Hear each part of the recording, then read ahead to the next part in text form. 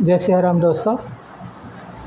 वास्तु के प्रचार प्रसार की अगली कड़ी में आज हम बात करेंगे ज्ञान और ज्ञान के प्रैक्टिस का।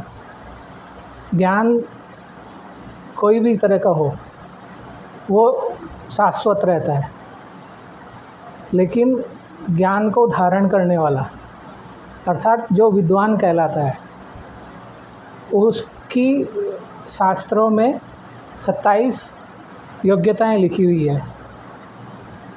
Eligibility of A occupant of the knowledge, उसमें से 3 जन्मजात है, अर्थात जन्म के समय संपूर्ण शरीर होना चाहिए।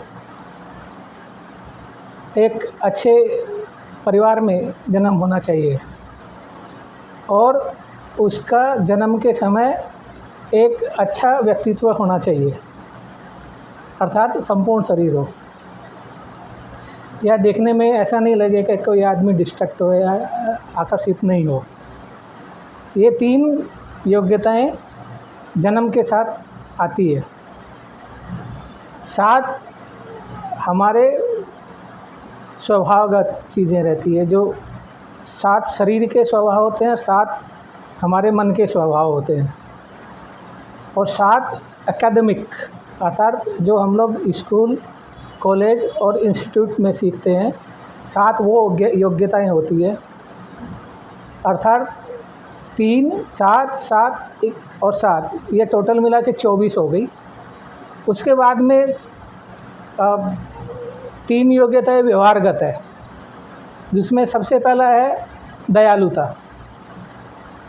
दूसरा, उसमें इन्वेंशन का भाव रहना चाहिए, अर्थात इन्वेंशन करना चाहिए, आविष्कार का स्वभाव होना चाहिए उसका। और 27वीं योग्यता है उसको ये सारे जितने भी ज्ञान विज्ञान है उसका फलीभूत करके, मतलब अर्थात वो खुद अपने हाथ से ये काम करके दे सके। मान लीजिए कोई कारीगर है, कोई आर्किटेक्ट है, कोई कॉन्ट्रैक्टर है, वो अगर मान लो उसको अच्छे से नहीं कर पा रहा है तो अपने हाथ से उसको करके बता सके। ये 27 योग्यताएं शास्त्रों में एक चाहे वो ज्योतिष का विज्ञान हो, चाहे वो वास्तु का विज्ञान हो, चाहे वो पंडित का काम हो, या अर्थात जो भी वेद पुराण शास्त्र का जो ज्ञाता हो, चाहे व्यासपीठ पे बैठा आदमी हो, उसकी 27 क्वालिटी शास्त्रों में लिखी हुई है। तो जब तक ये 27 योग्यताएं वो धारण नहीं कर लेता है, तब तक उसको ये शास्त्र को व्यवहार में लाने का और लोगों को सलाह देने का उसका योग्यताएं पूरी नहीं होती है। इनमें से 3 जन्मजात हो गई और 4 वो व्यवहार की बात की हो गई, और 7 है वो हमारे शरीर के अवस्थाएं हो गई, जिसको हम लोग इंद्रियों का स्वभाव बोलते हैं।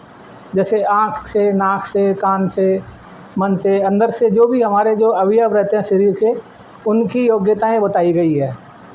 ऐसे ही फिर हमारे अंदर मन की जो स्वभावगत चीज़ें हैं उसको इलोबरेट करके बताया कि हम कैसा होना चाहिए।